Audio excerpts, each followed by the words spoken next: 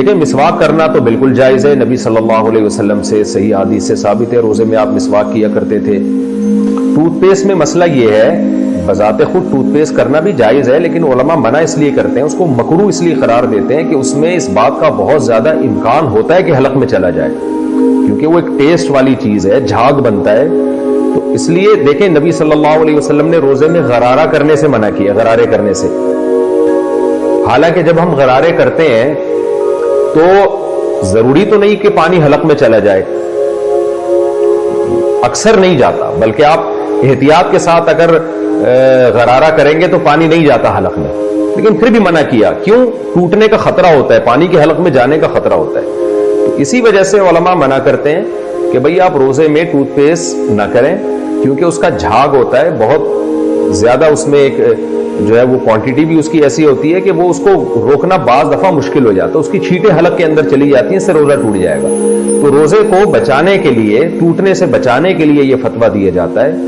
کہ tooth paste کرنا مکروہ ہے، ناپسندیدہ ہے روزے کی حالت میں۔ روزے کے بعد انہوں نے کہا کہ ٹوتھ پیسٹ کا استعمال کرنا کیسا ہے؟ دیکھیں یہ بلا شدید حاجت ضروریہ کے ٹوتھ پیسٹ وغیرہ یا کوئی بھی ایسی چیز جو ذائقے دار ہو اور اس سے منہ میں اسمیل پیدا ہو، استعمال کرنا مکروہ ہوتا ہے۔ اللہ تبارک و تعالیٰ کو یہ چیز ناپسند بھی ہے اور اس کو فقہا نے مکروہ لکھا ہے، اس لیے پیسٹ وغیرہ یوز نہ کرے، اور اگر اس کا کوئی ذرہ حلق میں اتر گیا تو روزہ بھی ٹوٹ جائے گا، اس لیے اجتناب کیا جائے۔ اب برش اگر فقط خالی سادہ سا برش کرتے ہیں تو یہ اس پہ ظاہر کوئی چیز لگی ہوئی نہیں ہے، صحیح، تو کوئی مسئلہ نہیں ہے، جیسے جو ہے وہ مسواک پھیر رہے ہیں ویسے اس کو پھیر رہے ہیں، لیکن عام طور پہ سادہ خالی برش کیا نہیں جاتا، اس پہ پیسٹ لگا کے کرتے ہیں۔ تو پیسٹ اگر اس پہ لگایا ہے تو اس صورت میں تو اس کی اجازت نہیں ہے، اور اگر اس کے ذرات یا اس کا ذائقہ اندر اتر گیا تو اس صورت میں روزہ ٹوٹ جائے گا، اور عمومی طور پہ وہ اترتا ہی ہے، تو لہٰذا اس کی اجازت نہیں ہے۔ مسواک کے ذریعے سے اپنے دانتوں کو، اپنے منہ کو صاف کریں۔ ہمیشہ عام طور سے سوال کرتے ہیں کیا روزے کی حالت میں دانت صاف کیے جا سکتے ہیں؟ ٹھیک ہے، تو بالکل روزے کی حالت میں آپ دانت صاف کر سکتے ہیں، چاہے اس کے لیے آپ مسواک کا استعمال کریں یا برش کا استعمال کریں، کوئی حرج نہیں۔ بہرحال مسواک سنت ہے، آپ کوشش کریں کہ مسواک کا استعمال کریں، لیکن اس بات کا آپ جو خیال رکھیں کہ آپ برش کریں گے، برش آپ کر سکتے ہیں لیکن آپ پیسٹ نہیں کریں گے اس کے ساتھ، یاد رکھیں۔ بہت سے لوگ ہوتے ہیں برش چونکہ معلوم ہوتا ہے کہ دانت صاف کر سکتے تو وہ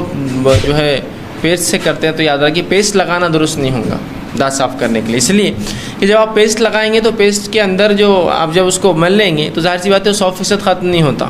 اور کئی دیر تک دانتوں کے کناروں میں سے، اندر سے، بیچ میں سے وہ رشتہ رہتا ہے اس کا ذائقہ، تو ظاہر سی بات ہے آپ کا روزہ ٹوٹ جائے گا۔ تو لہٰذا بغیر پیسٹ کے کیجیے۔ کچھ علماء نے بہرحال اس کی اجازت دی ہے کہ پیسٹ آپ کر سکتے ہیں، لیکن اس شرط کے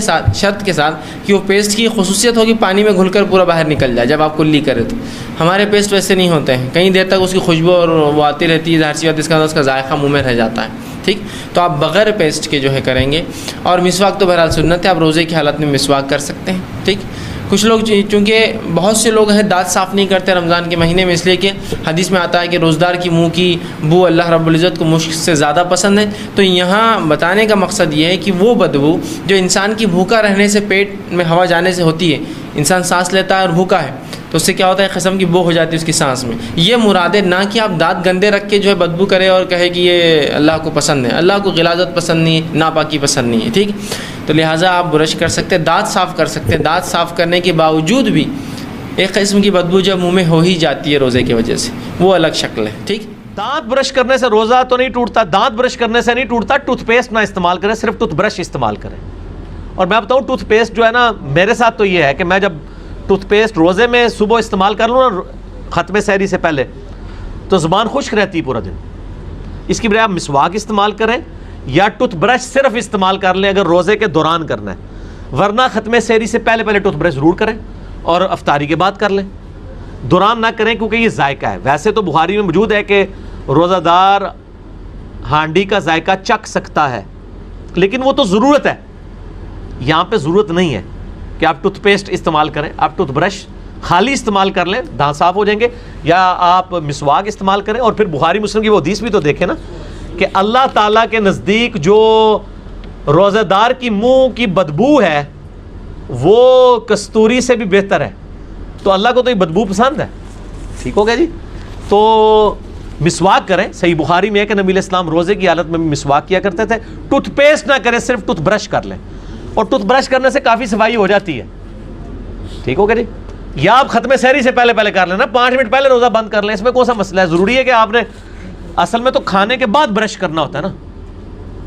اب آپ نے کھانے کے بعد برش کیا, نماز فجر پڑھی, سو گئے, 3 گھنٹے بعد اٹھے, اب برش کیوں کر رہے ہیں؟ اس دوران تو آپ نے کچھ کھایا نہیں, ضرورت ہی نہیں لاجیکلی اسپیکنگ. یہ تو کھانے کے ساتھ تعلق ہے, کھانے کے بعد والا برش تو آپ کر چکے ہیں.